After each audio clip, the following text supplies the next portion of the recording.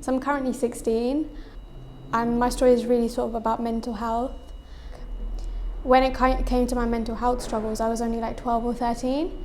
So I've always lived in the UK until I was about 9, where I moved to a completely different country, Sri Lanka.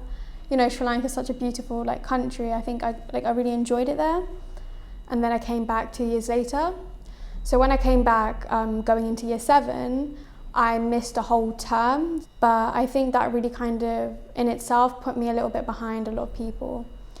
And then year 8 kind of started, and I kind of started to feel a bit anxious, a little bit kind of, I guess not in like a good headspace. I was like a 100% attendance student up until that point. You know, I loved school, I went every single day, but then, I don't know, like something almost like switched in me. September rolled around and I was just not feeling it. You know, every day felt really grey. My first day, I didn't make it through my first day. I remember I went into my first lesson, I vividly remember French. And I haven't done French since year 3 at this point, year 3 or year 4.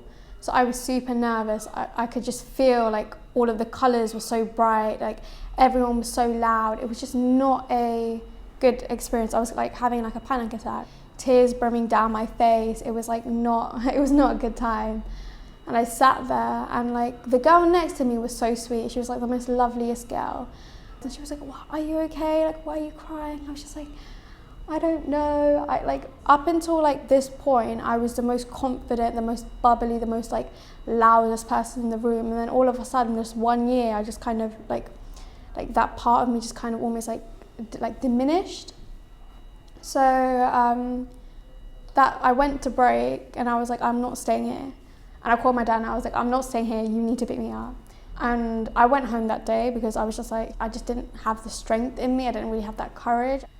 But then I guess this is kind of like the start of how like my year went. The days I went in, I didn't really talk to many people. I just kind of kept to myself, did my lessons. A lot of the time I wouldn't eat my lunch, I would just go straight to the library because that was almost like my safe haven at school. And I guess this kind of went on for like 6-7 months. Like I was literally living to every weekend. Like I was just kind of alive. I wasn't living. And there was never like a reason. And I remember I had counselling. My school were like I was really lucky to get some counselling from my school. I just kind of had someone to kind of, I guess, talk it out with, where my counsellor was like, oh, like, you know, live in the moment. That was the one thing she would always say, like, go with the flow, like, don't worry about the next lesson or the next hour, because that's what I was doing. And like, I've changed a lot since then. I think my dad got an email like, oh, if you don't send your child to school at 1 or 2 more days, that's it, you're gonna get fined. And then for me, it was like my dad was like, I don't care about that, I just care about your mental health. But for me, it was like, how could I can't do that to my parents, I can't do that to my dad. And I think in a way it was kind of the start of me kind of getting better. So it was like the last half term of the summer of year 8 where I kind of started to come in more.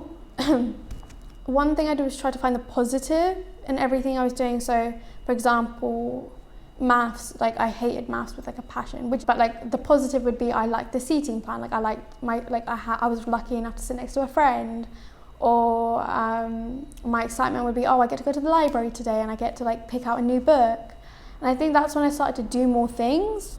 I would enroll in a fun run, where then that positive was I get to skip maths that day. Just kind of doing little things just to kind of make it better. And don't get me wrong, I still have those off days. If someone saw me the way I am today compared to the way I was then, they would 100% tell you I've changed.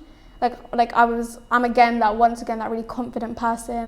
I feel like I've found that person again. I think I'm strong. If someone at the age of 12 to 13 could have gone through that, and I'm 16 now, I'm sure, I feel like the rest of my life will have challenges, will have its ups and downs. But I think I have almost that foundation of strength to take me through it. So yeah.